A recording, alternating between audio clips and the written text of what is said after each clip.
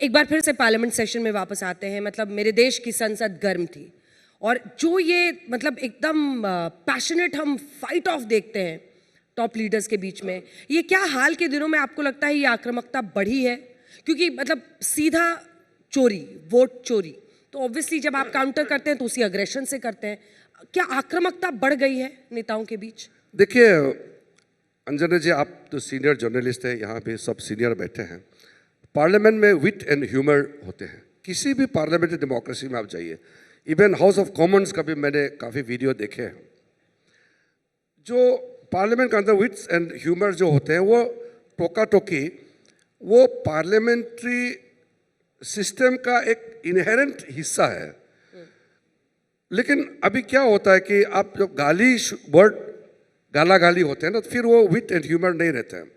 जैसे कि आप चोर है, किसी को बोल देता है, गाली देता है, उठ करके सीधा आप गाली से भाषण शुरू करते हैं और तुरंत आप चले जाएंगे, तो नहीं होगा। आपको दिन भर बैठना पड़ेगा। उस समय जब मैं नए नए चुन के आए थे पार्लियामेंट में, आपके जैसे कई सीनियर जर्नलिस्ट पार्लियामेंट्री रिपोर्टिंग से ही अपना करियर बनाया है। सुबह से रात तक पार्लियामेंट में बैठ करके रिपोर्टिंग करते हैं, क्योंकि पार्लियामेंट चलते हैं, पार्लियामेंट का डिबेट का क्वालिटी होते हैं, डिस्कशन का तर्क होते हैं, सब वहाँ से पिकअप करते हैं।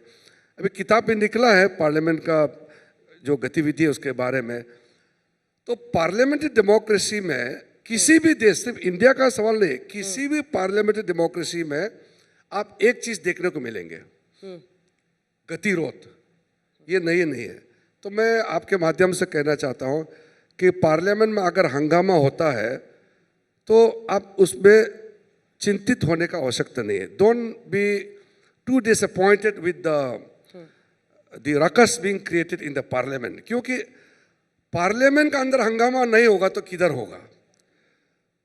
और अलग अलग आइडियोलॉजी से आते हैं हम लोग, अलग अलग पॉलिसी प्रोग्राम लेके आते हैं, तो वहाँ क्लैश होते हैं। ये बहुत नेचुरल है। देखिए कई कॉलेज के स्टूडेंट्स, स्कूल के स्टूडेंट्स भी मुझे मिले, मुझे बोलते हैं कि सर पार्लियामेंट में इतना क्यों हंगामा होते हैं। मैंने बोला पार्लियामेंट में ही हंगामा होगा। क्यों? सवाल सिर्फ ये है कि हंगामा से काम नहीं रुकना चाहिए, पार्लियामेंट बंद नहीं होना चाहिए। आप ये डिफरेंस को समझिए। पार्लियामेंट में हंगामा होगा ये एक्सपेक्टेड है, मगर पार्लियामेंट बंद नहीं होना चाहिए। अब आप अपने बात से हंगामा कीजिए या आपका पॉइंट रखिए, डिस्कशन समय में आप तू में होता है, लेकिन पार्लियामेंट को ही ठप कर देना और अंदर में अब स्टिकर्स लेकर के, प्लाकार्ड लेकर के, बैनर लेकर के आएंगे, तो वो that is against the spirit of parliamentary proceeding. पर मंत्री जी, मैं वोटर हूँ, मैं भारत के किसी टियर 2 टियर 3 सीट के वोटर हूँ। मुझे चाहिए अपने इलाके में अस्पताल। मैं अपने सांसद को कहती हूँ कि भाई जाइए, ये मुद्दा उठाइए देश की संसद में, आप यहाँ पर भला कीजिए। अगर वो ही नहीं हो पा रहा है, क्वेश्चन आर ही नहीं हो पाता है, तो फिर कैसे मैनेज होगा? कि इतना तो आपको बिल्ड करना पड़ेगा ना उनके साथ कि हम किस तरह से क्वेश्चन आर करें। पार्लियामेंट शुरू होने से पहले सारे पॉलिटिकल लीडर के साथ बैठक करते हैं, और मैं सारे पॉलिटिकल लीडर से मिले हैं, स्पेशली जो सीनियर अपोजिशन लीडर्स है उसके घर में मैं गए हैं, और मेरे घर में भी आते हैं। हाँ। कभी कभी क्या है कि मैं कुछ चीज़ तो बाहर बोलना अच्छा भी नहीं है, क्योंकि उसमें कल को फिर हमको तो फिर मिलजुल के काम करना है। थोड़ा सा तो बता सकते नहीं, कुछ एग्रीमेंट होते हैं लेकिन वो सदन में आकर के टूट जाते हैं। और कुछ घटनाएं ऐसे हुए हैं पिछले समय में भी, बहुत अनपैलेटेबल, मतलब जो सही नहीं, ऐसा नहीं होना चाहिए। हम लोग एग्रीमेंट करते हैं और हम कहते हैं कि ठीक है, आप ये सवाल उठाइए, सरकार के ये बिल आएंगे, आप अपना बिल, अपना पॉइंट्स, अपना जो भी है आप उठाइए। लेकिन कहाँ से डायरेक्शन आता है, क्या होता है, फिर गतिरोध हो जाता है। तो जो आपने बोला फर्स्ट टाइम एमपीज, जो छोटे छोटे पार्टी का MPs, they are the biggest casualties. जो कोई पार्टी है उसका एक ही एमपी होते हैं, अगर वो नहीं बोल पाएंगे तो उसका पार्टी का तो कोई और है ही नहीं। सबसे बड़ी कैजुअलिटी तो सर जनता है। वही तो मैं कह रहा हूँ, जनता के माध्यम से। अब देखिए संविधान में क्या लिखा है, हम वी द पीपल, हम अपने आप को चलाते हैं, अपने आप को हमने संविधान दिया। We rule our self through elected representatives, तो आपके प्रतिनिधि के माध्यम से आप पार्लियामेंट चलता है, सरकार चलती है।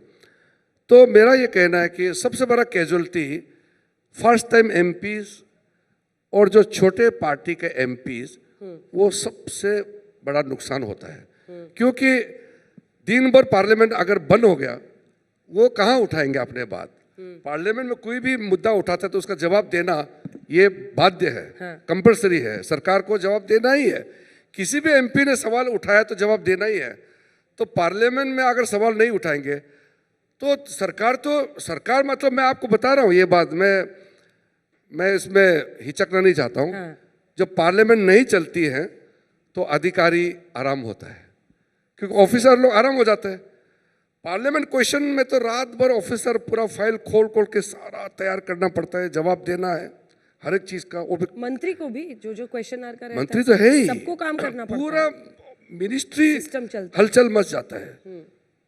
ये तो नुकसान किसका पर है? इसीलिए तो आपको चुना।